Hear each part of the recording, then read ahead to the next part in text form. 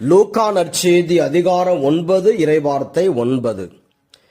ஏரோது, யோவானின் தலையை நான் வெட்டச் செய்தேனே, இவர் யாரோ?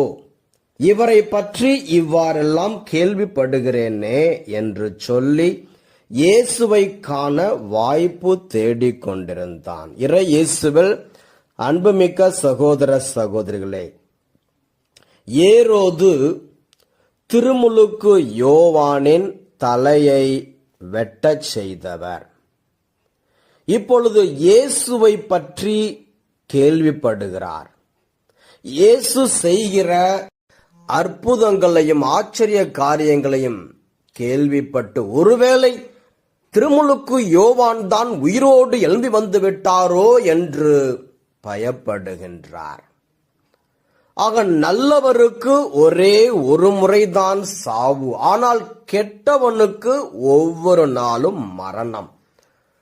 எப்பொழுதும் பயந்து கொண்டே இருக்க வேண்டியது.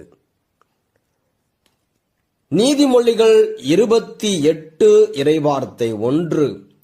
நேர்மையானவர்களோ அச்சமின்றி சிங்கம் போல் இருப்பார்கள். தானியேல் கடவுளுக்கு பயந்து ஜெபித்து கொண்டு இருக்கின்றார். ஆனால் அவருக்கு எதிராக அவர் மீது பொறாமை கொண்டு அவரோடு வேலை செய்கிறவர்கள் அவர் மீது அபாண்டமாக பொய் பழி சுமத்தி அவரை சிங்க குகையிலே தள்ளிவிடுகின்றார்கள். அரசன் மூலமாக சிங்க குகையிலே தள்ளப்பட்டாலும் ஆண்டவர் அவரை காக்கின்றார்.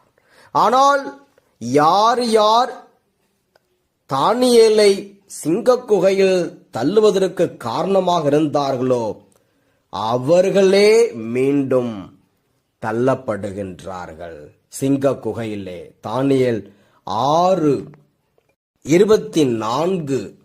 அரசனது கட்டளைக்கிணங்க தானியேலை குற்றம் சாட்டியவர்கள் இழுத்து கொண்டு வரப்பட்டனர். அவர்களும் அவருடைய மனைவி மக்களும் சிங்க குகையினுள் தள்ளப்பட்டார்கள். அவர்கள் குகையினுள் அடித்தளத்தை அடையும் முன்னே சிங்கங்கள் அவர்களை கவ்வி பிடித்து அவருடைய எலும்புகளை எல்லாம் நொறுக்கி விட்டன.